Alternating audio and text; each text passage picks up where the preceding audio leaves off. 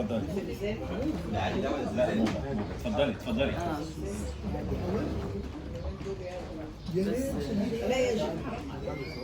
اتفضلي اتفضلي. صباح الخير. أنا عايزة أبارك لعبير يعني على عايزة أبارك لعبير على روايتها الجديدة، وأنا مع كل الناس اللي قروا الرواية إنها نقلة فعلا. أنا قريت شغل عبير قبل كده بروايتها الأولى، وإن الرواية دي أنا حسيت من الأول خالص يعني صفحاتها الأولى إنه في نقلة في مسألة الوصول لكتابة رواية، لأن كتابة رواية زيها زي أي فن ليه مقومات، وهي عملت حاجة عجبتني قوي، اللي هي إنها دخلت في البداية بتحكي أزمة شخص اللي هو صلاح وخروجه من السجن بشكل يعني دراماتيكي جدا. ان هو يعني حتى لما جه يحكي ازاي ان المسألة اتنقلت من تهمة صغيرة والتهمة دي بدأت تكبر وتزود عدد السنوات اللي هو في السجن، فالمفروض انه اوتوماتيك القارئ هيتعاطف مع الشخصية، لكن بتكشف بعد كده اثناء القراءة يعني تتابع القراءة انه الشخصية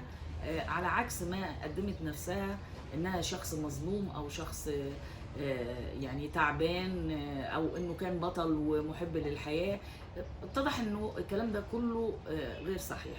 واظن انه البداية يعني بداية الخطوة اللي ممكن القارئ يلحظ فيها الكذب او التقديم الغير حقيقي هي لما دخل عند اظن عدنان ابن زميله ابو عدنان، لانه يعني انا لفت نظري المشهد بتاع انه الراجل بيته في بيته حتى لو ما كانش يعني كما توقع ان هو هيساعده مساعده اكبر من كده، انه بدأ يحسب الحاجات اللي موجوده في بيت الراجل على انه ليه انا ما عنديش ده بالظبط، وده في حد ذاته يعني ده نفس شريره.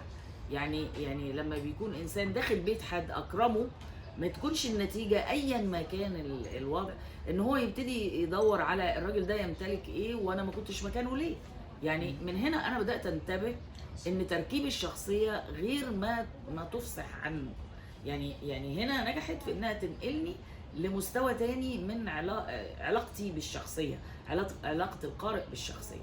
لكن بعد كده الحقيقه ان الروايه خلتني اسال نفسي سؤال. يعني هي عملت مجموعه من العلاقات الخاصه بمجموعه من المغتربين في الخليج، في الدوحه على ما اتذكر. طيب فين الدوحه؟ يعني لو انا خدت كل الشخصيات دي حطيتهم في اي بلد، حطيتهم في المنوفيه مثلا، او حطيتهم في اي مكان على الاطلاق، هل كانت هتفرق ان الحركه بتاعت الشخصيات دي ومشاعرهم وعلاقتهم الاجتماعيه وعلاقتهم بالعالم كانت هتفرق؟ ده سؤال انت نسيتيه. بمعنى انه انا ما حسيتش على الاطلاق ان البيئه المحيطه هي بيئه الخليج، بمعنى انه مش هتفرق انه يكون في مدينه صناعيه او في اي مدينه في العالم، مش هتفرق. ما سمعتش خصائص تخلي الانكباب على المال يبقى ده دافع، يعني باستثناء البخل الشديد للاب والام اللي برضو ما هوش مبرر قوي. بمعنى انه ليه مش مبرر قوي في وجهة نظري؟ ايوه في بعض الناس لما بيخرجوا من بلادهم سعيا وراء المال بيكون في رغبة في الادخار علشان يقدروا يرجعوا بلادهم بحصيلة من المال تحسن وضعهم الاجتماعي. لكن ده استاذ جامعي، هو اساسا استاذ جامعي، يعني عنده حصانة نفسية وعلمية تخلي ان ده يبقى يعني مقنن، يعني بشكل او باخر يبقى مقنن. لكن احنا ما حسناش بالحكايه دي، يعني ما فيش ما اظنش يعني ان المساله توصل لدرجه ان ولاده يناموا على الارض. يعني هيعمل لهم اوضه كمان زياده، هيعمل لهم سرير مرتبه، يعني اي حاجه، انما مش هتبقى المساله دي مستمره الى ان الشخص ده يبقى كبير وعنده اسم ناجح في المنطقه اللي هو عايش فيها. كان لازم يبقى فيه مبرر تاني بقى، يعني مبرر داخل الشخصيه بتدفع الشخصيه دي للتصرف بالطريقه دي. واحنا دلوقتي واحنا قاعدين كنا بنتكلم على الشخصيات اللي فضلت في وجداننا للابد، زي مثلا البخيل بتاعت موليير. البخيل بتاعت موليير ليه فضلت؟ ليه فضلت كل السنين دي كلنا عارفين انه البخيل يبقى موليير؟ لانه هو حطه في ظروفه الاجتماعيه اللي تأدي وديانته، وحتى ما هوش الشكل النمطي برضه للبخيل، انما عمل خصوصيه لوجود صفه زي دي جوه الشخصيه. وانا بقول الكلام ده لعبير لان انا شايفه ان عبير لسه بتبتدي، يعني لسه بتبتدي كروائيه، فمن حقها عليا ان انا اقول لها بعض الاشياء اللي ممكن تبقى مهمه في بناء الشخصيات بعد كده عندها وتفردها. ايه الفرق ما بين صلاح وهاني؟ الاثنين نصابين، يعني شخصيه النصاب هنا تبان في حاجات، يعني الشخصيه اللي انا تعاطفت معاها في الاول اظهرت لي بعد كده ان هو ما بيحبش حد على الاطلاق. هل العقده بتاعت انه امه بتحب اخوه الاكبر كافيه انها تنتج شخص لا يحب حد على الاطلاق، لدرجه انه ينزع طفل رماه، بمعنى كلمه رماه بفلوسه، باحتياجاته، بالاهتمام بيه، للام اللي مش عاجباه؟ طب ما هي الام ما عملتش معاه هو نفسه كده. يعني حتى المبرر الاخلاقي للشخصيه انه هو ما بيحبش امه، طب ده هو عمل مع ابنه اكتر من اللي الام دي عملته. الام عملت ايه؟ الام كانت مأزومه بشكل او باخر، وابنها ما عرفتش تتعامل مع ازمته. في نقطه تانية برضو يمكن تبقى هامشيه شويه، بس انت عبير هتفهميني فيها. مرات استاذ الجامعه بيبقى عندها حد ادنى من الثقافه انها تفهم انه لو طفل صغير سرق يبقى ده نوع من العدوان، يبقى لازم تبحث ورا العدوان ده سببه ايه. انا اظن هذا، اظن انه زوجة استاذ الجامعه اللي احنا ما عرفناش درجه ثقافتها قوي، يعني انا كاتبه انها ما خدتش ثانويه تقريبا، يعني ما يمكن فاتت عليا ما قدرتش اعملها، انما عايشه مع استاذ جامعه.